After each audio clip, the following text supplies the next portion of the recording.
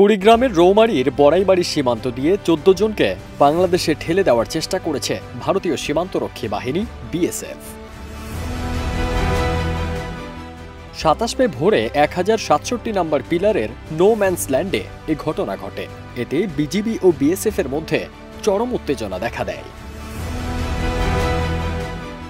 ৩৫ বিজিবির সহকারী পরিচালক শামসুল হক জানান, বিএসএফ পুশ ইন করার চেষ্টা করলে বিজিবি বাধা দেয়। পুশ ইন হওয়া ব্যক্তিরা কোন দেশের নাগরিক তা নিশ্চিত হওয়া যায়নি। তারা এখনও দুই দেশের শূন্য রেখায় অবস্থান করছেন।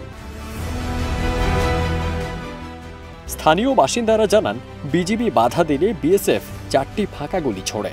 এতে সীমান্ত এলাকায় থমথমে পরিস্থিতি বিরাজ করছে। ৪টা বাজে আমার ১৪ জন মিলাই ১৪ জন মানুষ মিলাই মানে আমার হিন্দা পার করে দিছে।